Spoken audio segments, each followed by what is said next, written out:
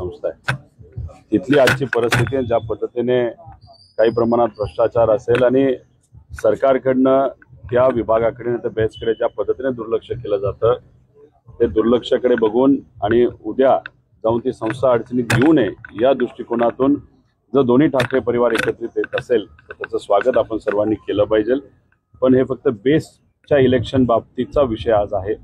अजून पुढे जाऊन जे मुंबई महानगरपालिकेचे इलेक्शन त्या बाबतीत ते काय करतात हे आपल्या सर्वांना बघावं लागेल।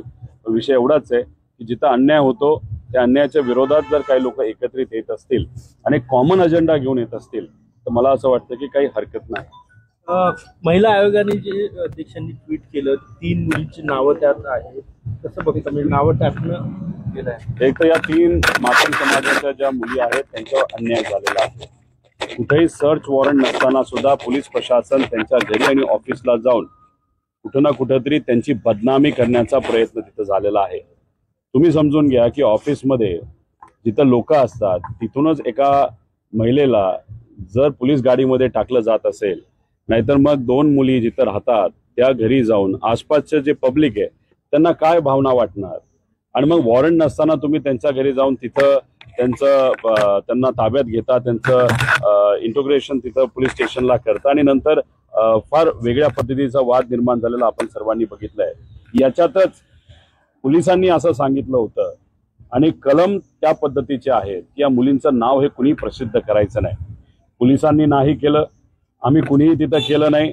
पण महिला आयोग जो महिलांच्या अधिकारासाठी महिलांच्या हक्कासाठी जो आयोग हा बनवला गेला त्या आयोगाच्या माध्यमातून आपण जर बघितलं तर 3 मातंग समाजाच्या मुलींचं नाव हे प्रसिद्ध करण्यात आलं।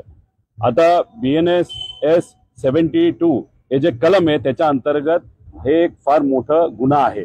आता मग महिला आयोगाच्या बाबतीत काय केलं जातंय आणि दुर्दैव असं महिला आयोगला पण डोकं नाही आणि त्याच्याच बरोबर ज्या त्याच्या अध्यक्ष आहेत त्यांनी सरळ सरळ ते रिट्वीट केलं, म्हणजे अजून प्रसिद्धी त्या मुलींना मिळावी, मुलींचा अपमान अजून जास्त व्हावा असा कुठेतरी प्रयत्न महिला आयोगाच्या माध्यमातून केला गेलाय। त्यामुळे BNS 72 नाही तर दुसरं जे कुठलं कलम असेल त्याच्या अंतर्गत कारवाई त्या आयोगावर नाही तर तिथे असणारा जो कोणी व्यक्ती ज्यांनी ते ट्विट केलं आणि रिट्वीट ज्यांनी केलं त्यांच्यावर तिथं झालं पाहिजे। अशा पद्धतीने मुलींचं नाव पब्लिश करून त्यांची बदनामी करणं हे योग्य नाही, आयोगालाही ते योग्य दिसत नाही आणि महाराष्ट्राच्या संस्कृतीमध्ये सुद्धा ते दिसत नाही। आज मंडल यात्रा निघत आहे, खरं तर त्यावेळेस मंडल आयोग लागू झाला होता तेव्हा तत्कालीन मुख्यमंत्री पवार साहेब होते आणि त्यानंतर आता मंडल यात्रेच्या निमित्ताने परत एकदा ओबीसीवर फोकस करण्याचा प्रयत्न आणि भाजपाकडून अन्याय होण्याचा जो अन्याय होता ओबीसीवर तो साधण्याचा एक प्रयत्न राष्ट्रवादी काँग्रेस करत आहे।